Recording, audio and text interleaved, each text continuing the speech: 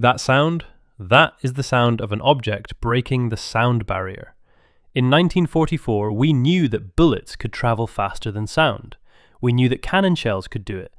But whenever we tried to push an airplane to that speed, 760 miles per hour, physics pushed back. The controls would freeze, the wings would shake violently, the plane would disintegrate. Scientists called it the compressibility wall. They said it was a physical limit like the speed of light. They said if a man tried to cross it, he would be crushed. But one engineer at Wright Field ignored the scientists. He stopped looking at birds for inspiration, and he started looking at ballistics. He realized that if you want to survive the shockwave, you don't build a plane, you build a bullet, and you put a man inside it. To understand why Ezra Kotcher was a madman, you have to understand the aerodynamics of the death zone, Mach 0.8 to Mach 1. When a standard plane approaches the speed of sound, the air can't move out of the way fast enough. It compresses. It forms a shockwave, a literal wall of high-pressure air that sits on the wing. This shockwave destroys the lift. It moves the center of pressure backwards.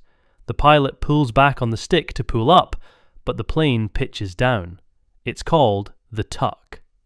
The harder you pull, the faster you dive into the ground. Before the X-1, pilots used dive flaps to disrupt these shockwaves. Do you know which World War II plane introduced them first?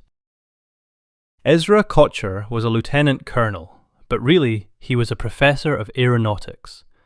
While the Bell Aircraft Company wanted to build a safe, jet-powered plane to inch towards the barrier, Kotcher said no. He argued that jet engines were useless. Why? Thermodynamics. A jet engine needs to suck in air to burn fuel, but at Mach 1, the shockwave acts like a plug. It blocks the air intake. The engine chokes. Kotcher laid out a terrifying requirement. We need a rocket engine. We need to carry our own oxygen. This changed everything. It meant the plane wasn't really an airplane anymore. It was a controlled bomb. The design he proposed was the X-1. Look at the shape. It has no sweeping curves. It has no intake scoops.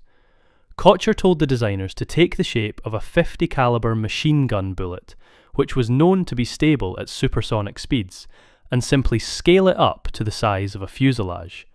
It was aerodynamic plagiarism, and it was brilliant. Then came the mechanics of the engine, the XLR-11. It burned a mixture of ethyl alcohol and liquid oxygen. The thermodynamics were a nightmare. The liquid oxygen was kept at minus 183 degrees Celsius. The combustion chamber burned at 2,500 degrees. The metal walls of the engine were only millimeters thick. If they got too hot, they would melt, and the pilot would be vaporized. So, Kotcher and the team used the fuel itself to cool the engine. They circulated the freezing alcohol around the nozzle before injecting it to be burned. It was a delicate balance of freezing cold and hellish heat. Bell Aircraft agreed to build it, but they were terrified. The pilot they hired, Slick Goodlin, demanded a bonus of $150,000, $1 million today, because he was certain he would die. He treated the X-1 like a death trap. He stole it tentatively. He wouldn't push the throttle. Ezra Kotcher was furious. He had built a machine to break history, and it was being flown by a man who wanted a paycheck. The project stalled. The Army Air Force was losing patience. Kotcher needed a pilot who didn't care about the money. He needed a pilot who understood machinery instinctively. He found a 24-year-old World War II ace named Chuck Yeager. Yeager looked at the X-1. He looked at the rocket engine. He looked at the bullet shape. He didn't ask for a bonus. He just asked, "Does it have a key?" But before they could light the candle, Kotcher had one final mechanical hurdle to solve: the tuck. Wind tunnel tests showed that even with the rocket engine, the elevator controls would lose authority at Mach 0.9. The air was too stiff. the pilot would be locked in a dive. Kotcher and the Bell engineers devised a mechanism that had never been used on a plane before, the all-moving tail. Instead of just flapping the little elevator on the back, they installed a powerful hydraulic actuator that moved the entire horizontal stabilizer. It was brute force mechanics.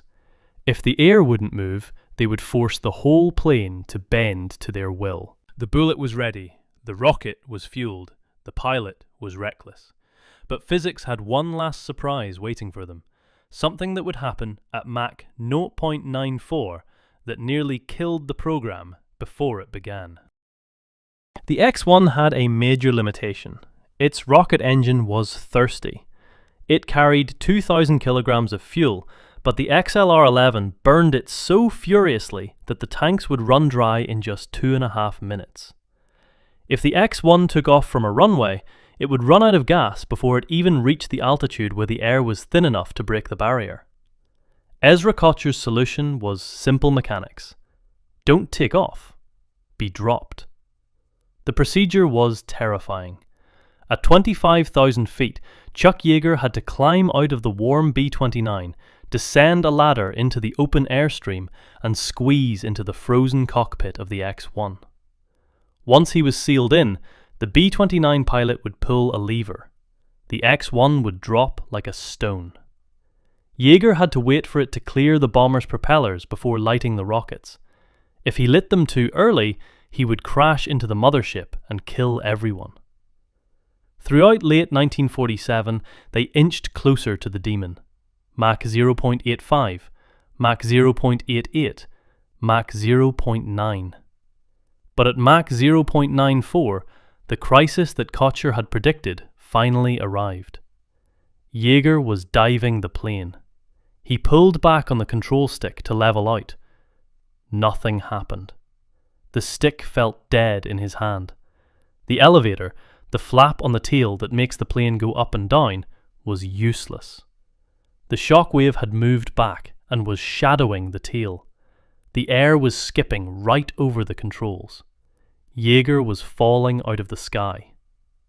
But he remembered what the engineers, Kotcher and Jack Ridley, had told him.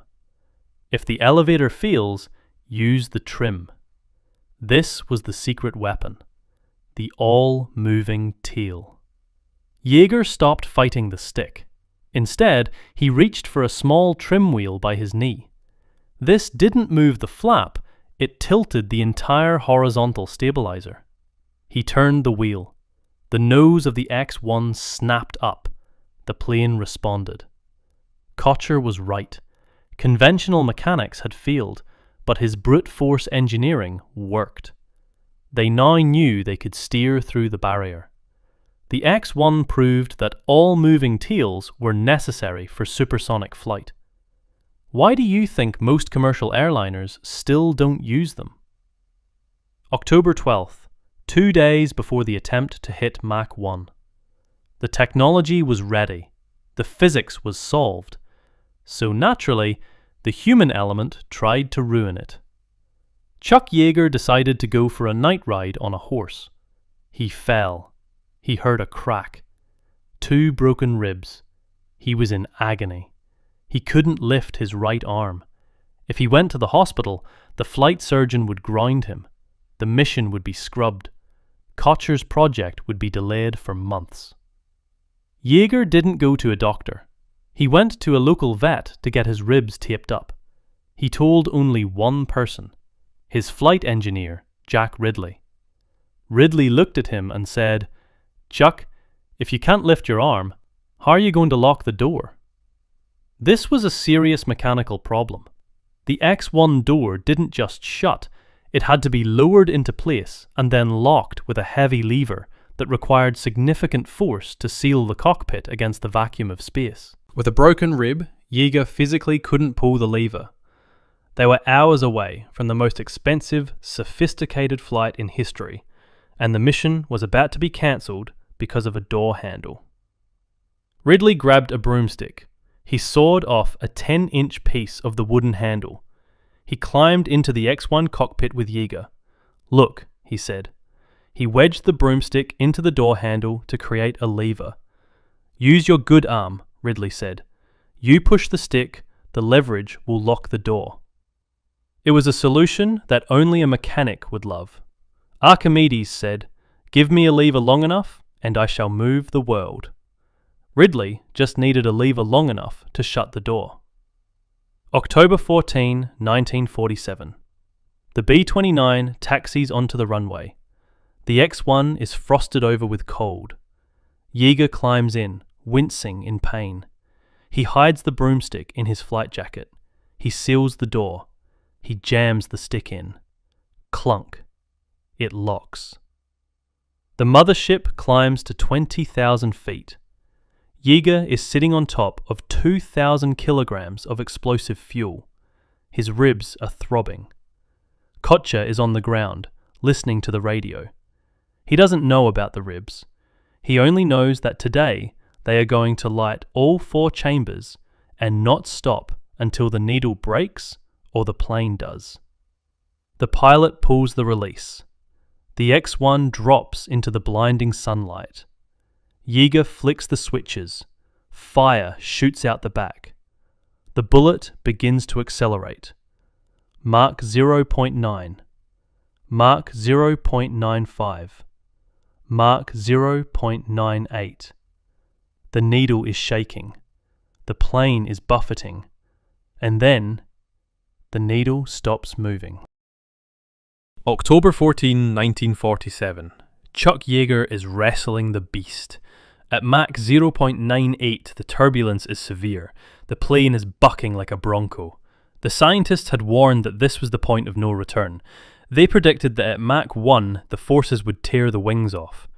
Yeager grits his teeth against the pain of his broken ribs. He pushes the broomstick handle against the door to keep himself braced. He flips the final switch. All 4 rocket chambers are burning. And then, something impossible happens. Silence. The shaking stops. The vibration vanishes. The control stick, which had been fighting him for the last 10 minutes, suddenly feels smooth and responsive. Yeager looks at the Mach meter. The needle has jumped off the scale. It reads Mach 1.06, 700 miles per hour. He has done it. He is flying faster than the speed of his own noise. Ezra Kotcher was right. The brick wall wasn't a wall at all. It was a hum. Once the plane punched through the shockwave, the air on the other side was smooth. The bullet shape sliced through the atmosphere perfectly. Yeager famously radioed back to the ground, trying to be casual. Hey Ridley, that Mach meter is acting screwy. It just jumped off the scale. Ridley, watching the radar, knew exactly what had happened. I assume it's just a mechanical glitch, Ridley replied, playing along. But on the ground, they didn't need a radio to know what happened. A sound like thunder rolled across the desert. Boom! He was the first man-made sonic boom in history. The sound of the atmosphere being ripped open by a human being. Kotcher stood on the tarmac. He didn't cheer, he just said, the physics worked. The all-moving tail worked. The bullet worked. In a normal world, this would be front-page news. But this was 1947. The Cold War had just begun. The US Air Force was terrified that the Soviets would learn about the all-moving tail, slapped a top-secret stamp on the entire project. For months, nobody knew. Yeager went back to the bar. Kotcher went back to his slide rule. The world had changed forever, but it was a secret kept in a safe place at the Pentagon. It took months for the news to leak. When he did, Chuck Yeager became an instant celebrity, the man who broke the sound barrier. But the man who designed the bullet, Ezra Kotcher, remained in the shadows. He wasn't a pilot, he wasn't a hero, he was just the engineer. But look at every fighter jet built after 1947.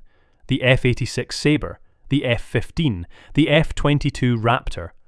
Look at their tails. They don't have elevators. The whole tail moves. Look at their fuselages.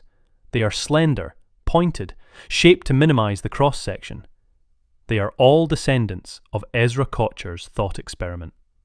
He proved that if you want to fly fast, you don't fight the air, you pierce it.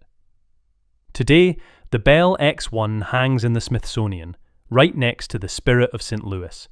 It is a small, ugly, orange plane with a broomstick handle hidden inside the door.